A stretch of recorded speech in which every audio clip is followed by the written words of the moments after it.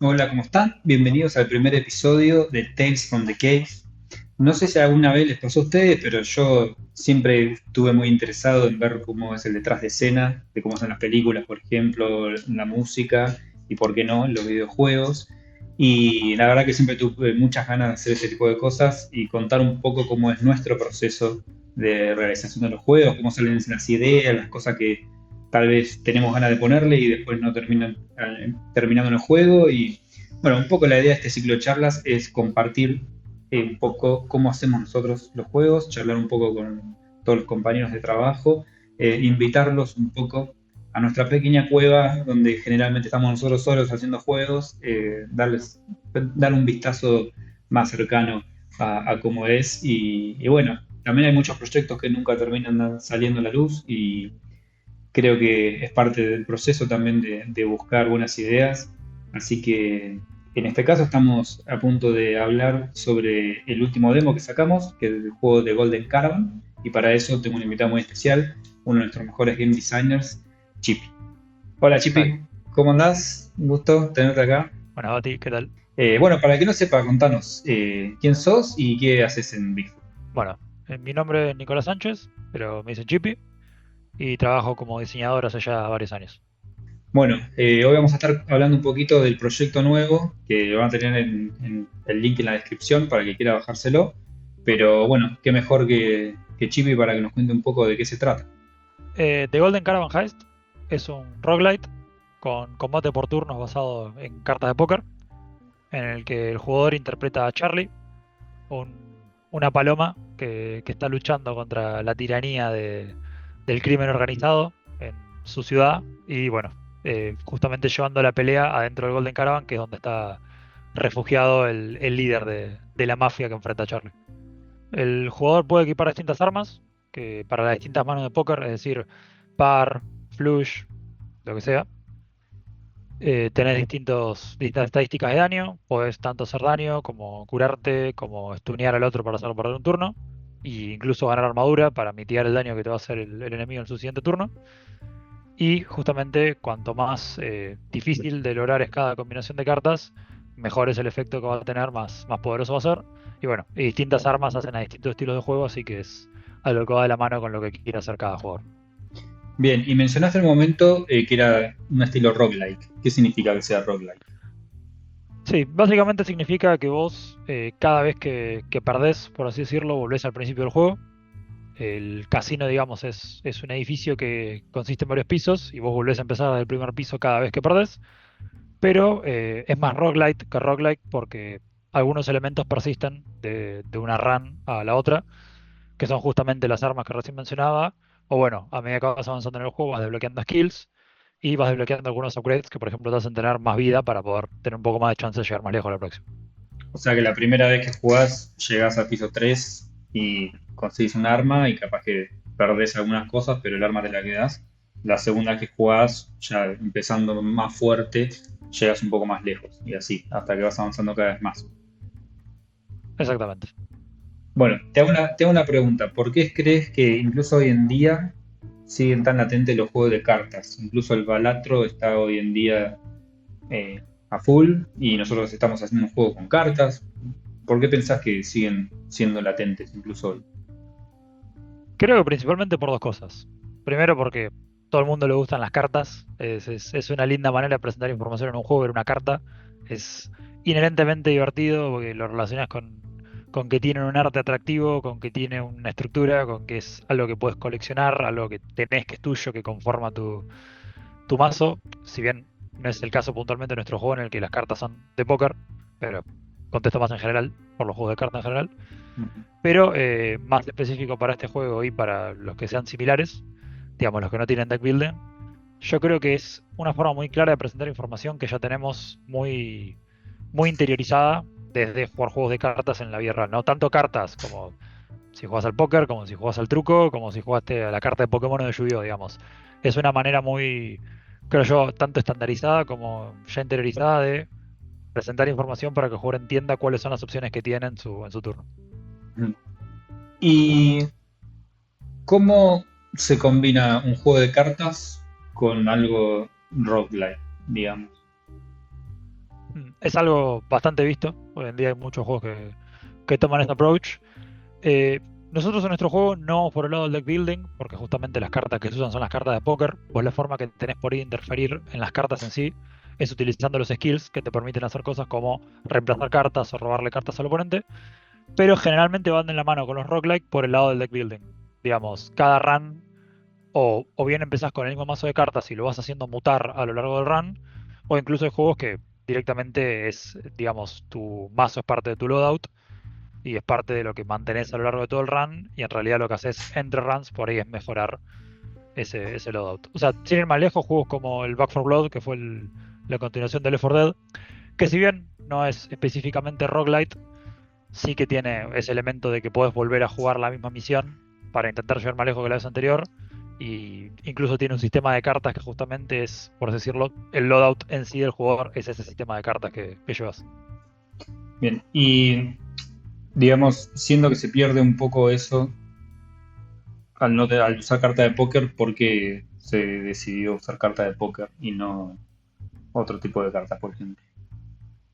Sí, porque se buscó mantener un gameplay simple, básicamente. Para que funcione realmente como póker, queríamos que se mantengan las cartas de póker.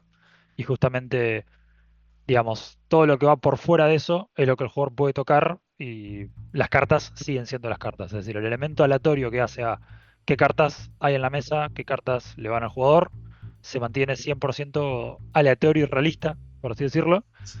Y todas las cosas, por así decirlo, que, que cambian la situación en lo posible de manera que el jugador la pueda manipular, es lo que no tiene que ver con repartirle las cartas al jugador.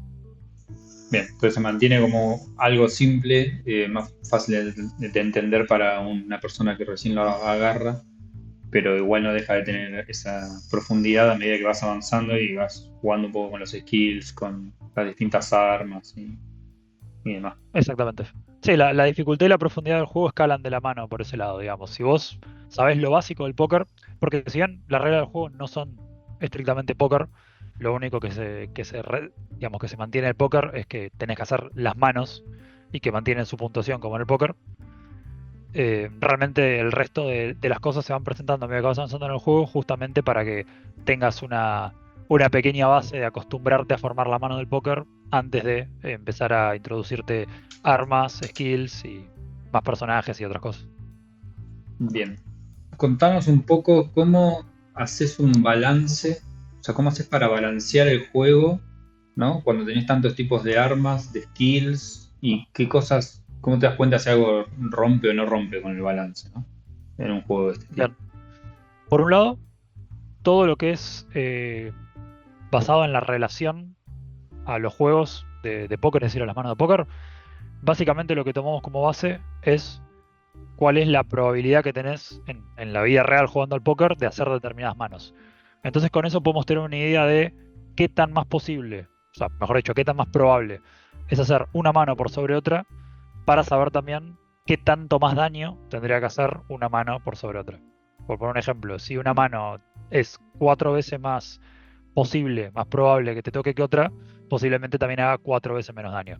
No es tan directa la relación, pero básicamente mantenemos, por así decirlo, unos pisos de daño para cada jugada en base a qué tan difícil es en relación al resto de las jugadas, ¿no? Entonces, bueno, qué tan más difícil sea hacer una mano, el mayor impacto que va a tener. Por otro lado, las armas están balanceadas de manera que hay intencionalmente armas más poderosas que otras, justamente para que vos, a medida que vayas avanzando en el juego, vayas pudiendo aumentar el poder base, digamos, que tiene tu jugador. Por eso es un roguelite y no un roguelike puro, ¿no? Y básicamente lo que hacemos es asignarle un valor a qué tanto, digamos, importa que un arma tenga más daño, o que te cure, o que te dé armadura, o que stunee al oponente. Y todo eso básicamente se suma, digamos, el total de todas esas estadísticas para cada mano, para cada arma, da un puntaje. Y lo que buscamos básicamente es que un arma básica tenga un puntaje, un arma de la siguiente tier tenga el doble de ese puntaje, un arma de la siguiente tier tenga el triple de ese puntaje original, y básicamente de esa manera es proporcionalmente más fuerte cada arma que vas desbloqueando, siempre y cuando sea un tier más alto. Y bueno, después algo que simplifica un poco las cosas es que los enemigos usan las mismas armas que usan los jugadores. Entonces eso en cierta forma te permite balancear qué tier de armas debería tener el jugador para enfrentarse a determinados enemigos. Ujú. Y la realidad es que lo que tiene que ver con los skills eh, no está exactamente balanceado, digamos, o sea, está balanceado para ser fuerte. Porque si bien los skills son extremadamente poderosos, tenés que esperar un round entero para poder volverlos a utilizar, que es básicamente 4 turnos de cada jugador en la mayoría de los casos. Y por eso hace que vos, si bien son fuertes, tengas que pensar en qué momento utilizarlos. Bien, o sea que por un lado tenés como una especie de balance base en donde todas las armas de tier, del primer tier inicial, están bien balanceadas según sus capacidades, y después tenés como por otro lado que cada tier ya es es eso multiplicado por algún valor, ¿no? Entonces te permite como avanzar con los distintos jefes, los distintos enemigos, ¿no? Sí, Y exactamente. bien, y por otro lado tenés eh, que, que ver cómo las skills influyen a lo largo del tiempo, ¿no? Según cómo escala eso y según el estadio en el que está el usuario, digamos. Sí, más que nada es intentar buscar sinergias que para vos tengan sentido. Vos vas a tener un estilo de juego que vas a ir descubriendo a medida que vayas jugando y vas a ir encontrando armas y skills que se van a adecuar mejor a ese estilo de juego. Y en cierta forma, algo que te va a cambiar mucho la manera de jugar es que vos a medida que vas avanzando en un run, vas encontrando artefactos que son parte de lo que perdés cuando vos perdés. Y a veces, si vos te encontrás adentro del casino a los personajes que te permiten cambiar de arma o cambiar los skills, incluso podés durante tu run cambiar cuáles son los skills y armas activas para poder matchear mejor cuáles son los artefactos que fuiste encontrando. Esto todavía no está en el juego, pero bueno, Te iba a ya decir, es eso no parte lo del dice diseño de todavía. su construcción. Claro, claro, todavía no. Bueno, Es está algo bueno. que va a ir apareciendo en el juego. Se está tirando un update. Para que sepa la gente, Claro. yo no estoy tan al día, en el día del proyecto, así que me voy sorprendiendo con el resto. Quédense tranquilos. Y mencionaste hoy también una parte de la historia. ¿Querés contarnos un poco más la historia Sí. del juego brevemente? Bien, la historia trata de un personaje que creamos que se llama Charlie. Charlie es una paloma. Todos los personajes que aparecen en la historia son aves. Es una paloma que un día vuelve al local de cerrajería del abuelo y se lo encuentra destrozado y se encuentra con que el abuelo no está.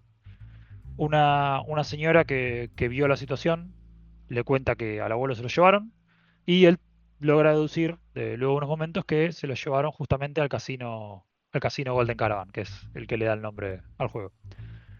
Él básicamente emprende una cruzada para salvar al abuelo, derrotando todo lo que se encuentra en el camino, pero en el medio va a terminar enfrentándose a básicamente la mafia que está por detrás del casino, liderada por The Big Owl, que es el antagonista principal del El juego. jefe final.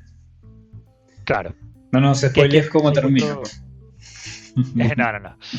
Es quien secuestró al abuelo de Charlie justamente para que le construya una bóveda en lo más alto del Golden Caravan. Bueno, por lo que mencionaba hace un momento de que el abuelo de Charlie es un cerrajero. Esa es Bien. básicamente la historia. Obviamente Charlie sabe jugar al póker, por eso también pudo abrir ese paso peleando. En lo que sería el mundo narrativo del juego, jugar al póker y pelear es un sinónimo, por eso los personajes usan armas durante la partida póker. Y bueno, hacer una mano fuerte es un equivalente a pegarle un golpe fuerte a ese enemigo al momento de reducirlo su vida y derrotarlo. Y Claro. bueno, la historia va de la mano del póker y de la mafia. ¿Cómo vos desde el punto de vista del diseño de un juego, cómo unís un poco esto que es la historia y la narrativa y la fantasía con el gameplay, ¿no? Como para tratar de que todo sea una experiencia cohesiva, digamos. Bien, a lo que apuntamos con todos esos elementos que acabas de mencionar es a que la inmersión del juego vaya por cómo está dibujado, digamos, cada área que visitas, cada enemigo contra el que peleas, cada personaje que aparece, todo está presentado con un estilo artístico que te hable en el mismo tono que estabas mencionando recién, por supuesto en conjunto con la música, con los diálogos y con toda la narrativa que va ocurriendo, pero básicamente es generar esa relación entre ¿cómo decirte? Entre crimen organizado, juegos de azar, armas, peligro, que bueno, eso viene combinado con lo de las aves, que es simplemente eso viene completamente parte nuestra, no es que tenga una relación ya existente, una cosa con otra, Ujú. pero todos los demás elementos están entre sí en cierta forma relacionados. ¿Nos puedes dar un ejemplo en donde capaz que, no sé, para alguna arma o para alguna skill ustedes dijeron, bueno, pará, en esta fantasía esta mecánica tendría que ser representada de esta forma, por ejemplo? Sí, un ejemplo que tenemos son los skills, que el personaje que te presenta los skills te los presenta como si fuese, digamos, un arte ancestral. Es un personaje que te habla de una manera muy, muy mítica y en realidad incluso el mismo personaje se refiere a estos skills como cheats, porque básicamente lo que haces cuando son los skills es hacer trampa. Es decir, Mm, echarle al momento de robarle una carta de la mano al enemigo o de cambiar una carta por un as o hacer cualquiera de los skills, lo que está haciendo es trampa adentro claro. del universo del juego. Y bueno, esto está un poquito más relacionado. Esto que voy a mencionar no está todavía en el juego, pero el personaje que le enseña los skills a Charlie es un pavo real que justamente usa las plumas, unas plumas con patrón hipnótico que tiene en la cola para justamente distraer a los enemigos y poder hacer trampa. Por eso lo echaron del casino y por eso te está ayudando a vos a infiltrarte en el casino, bueno, y también de su manera obtener la venganza. Claro, y ahí se unen las mecánicas y formas de romper con el core del juego, de alguna forma haciendo trampa, ¿no? Y la mafia, esto de que se hace trampa, y bueno, y esto de que si te enganchan haciendo trampa, te dan con un batazo en la cabeza y te sacan del Claro, casino. Muy bueno. claro, claro. De hecho, en muchos momentos de la narrativa, gran parte de lo que va a ser la narrativa del juego, trata de, bueno, Charlie teniendo que sortear los distintos obstáculos que se encuentran dentro del casino para poder llegar a los siguientes pisos. Por ejemplo, algo que va a venir en la próxima versión que vamos a sacar es la introducción de la Platinum Room, porque en la versión que está ahora publicada, vos solamente podés jugar dentro del primer piso del casino. Pero en la Ujú. narrativa, como va a continuar la narrativa, Charlie, para poder seguir avanzando en el casino, va a tener que entrar en la Platinum Room, que es la sala donde están los high rollers, digamos, del casino, que obviamente no le permiten entrar cuando él intenta acercarse a la puerta, pero bueno, va a tener que encontrar la manera de entrar de todas maneras para después poder avanzar. La próxima versión trae tanto la narrativa de Charlie entrando al Platinum Room como lo que ocurre dentro de este Platinum Room y un pequeño adelanto de a dónde va a ir a continuación. Bueno, buenísimo. ¿Qué otras ideas tienen para el futuro del juego? Y O al menos vos personalmente. muchísimas. La que más te Muchísimas. entusiasme, digamos. Algo que digas, uy, qué bueno está. La que más me entusiasma y la que no está reflejada en absoluto en este momento del juego, eso digo, cosas que no están en este momento en los juegos presentes, es el sistema de. Nosotros le decimos quests, si bien no son propiamente quests, pero a lo que va a ocurrir más adelante cuando entres en el juego es que no solamente te vas a encontrar artefactos y enemigos y jefes en el casino, sino que te vas a encontrar personajes que van a querer que los ayudes o van a querer ayudarte o van a querer algo y vos podés ayudarles a conseguirlo a cambio de una recompensa. Y todo esto nosotros lo expresamos al jugador por medio de, obviamente, la narrativa, pero también por medio de los mismos artefactos. Es decir, todos los personajes que Charlie se encuentre le van a dar un artefacto que justamente va a hacer variar el gameplay de maneras tanto positivas como negativas, porque ahí Charlie, por ejemplo, va a tener la opción de adquirir un artefacto que le va a dar algún tipo de imparidad, digamos, que lo va a debilitar de alguna manera a cambio de potenciarlo de otra, o que lo va a debilitar hasta que logre un objetivo, y luego este mismo artefacto lo va a terminar potenciando. O sea que dentro de un mismo run vos podés como elegir si ayudar o no a alguien, pero tiene como un costo-beneficio que tenés que ver si en ese run tenés ganas de ayudarlo o no, Sí, sabiendo muy encima que capaz que perdés y que tenés que empezar el run de claro. vuelta, pero capaz que Sí, si haces eso, capaz ya te queda para el próximo run y volvés más fuerte, una cosa así. claro, más que costo-beneficio es todo de la mano del riesgo-recompensa. Bien, entrando más un poco en profundidad en el diseño, el pilar básico de diseño del juego fue lograr un equilibrio interesante de riesgo-recompensa en todos los elementos que el jugador se va encontrando. Básicamente porque ya partiendo del póker en sí, tiene su riesgo-recompensa en cada mano, las cartas que te tocan, las cartas que están en la mesa, las cartas del enemigo que vos también las podés ver, que es parte de la idea del juego. Y a lo largo de las runs, el jugador va a tener que ir tomando decisiones que justamente le van a hacer correr riesgos que pueden terminar haciendo que pierda o llegue más lejos que nunca en esa run. Y bueno, uno de esos riesgos que puede elegir correr es aceptar o no la quest de un personaje. Y otro riesgo que es básicamente lo que le da sentido básicamente a la base del juego, es que vos a medida que vas derrotando enemigos en el casino, vas a ir adquiriendo fichas que después vas a poder usar para jugar en las máquinas de slots. Y estas fichas, estas máquinas de slots, son lo que te dan los artefactos que vas encontrando en las runs. Y vos, a medida que vas obteniendo artefactos, podés elegir si quedarte con el artefacto que recibiste o si gastar un poco más de monedas del casino y rerolearlo. Y justamente, elegir si rerolear o no un artefacto, sumado a elegir si guardarte o no esas monedas para más adelante, cuando aparezcan artefactos más poderosos en pisos más profundos del casino, o usarlos para interactuar con personajes, opción que también va a tener el jugador, termina siendo que vos elijas muy explícitamente qué riesgo vas a correr en cada run y cuánto te vas a arriesgar a seguir adentrándote en el casino sin hacer digamos, un cash out de todo lo que fuiste juntando, o si bueno, vas a tener que ir gastando para ir manteniéndote al tanto manteniéndote a la par, digamos, de la fuerza que van a ir teniendo los enemigos con lo que te vas a ir enfrentando. Claro. Así que vas a poder recorrer el casino, digamos, de a poco. Y ir tomando Claro, exactamente. decisiones ahí adentro, construyendo personajes, hace falta. Está bueno, me gusta. Exactamente. Me hace acordar el juego de Sega del casino de Las Vegas, que podías dar vueltitas. Bueno, eh, bueno, para el que no sepa en qué estado está el juego hoy, digamos, y dónde se puede jugar. El demo del juego ya está disponible en itch.io y en Steam. En Steam además ya pueden wishlistear el juego, porque planeamos a la larga ir haciendo un early access del juego a medida que vayamos sacando updates. Y el día de mañana también planeamos llevarlo a tanto Android como iOS. Bueno, Chipi, gracias por todo lo que nos contaste. Está bueno ver un vistazo adentro de los proyectos. Ya vamos a estar invitando a más compañeros a que nos cuenten un poco qué es lo que estuvieron haciendo y qué es lo que tienen planeado. Así que estén atentos. Y bueno, como bien dijo, ya está disponible en Steam si lo quieren probar el demo. Como ven, hay muchas cosas que tenemos ganas de agregarle y los chicos acá están entusiasmados. Así que realmente nos ayuda un montón si lo comparten y le dan un wishlist. Y bueno, esperemos pronto tener otra segunda charla, Chipi, contándonos un poquito qué cosas nuevas tiene el juego más adelante. Dale, perfecto.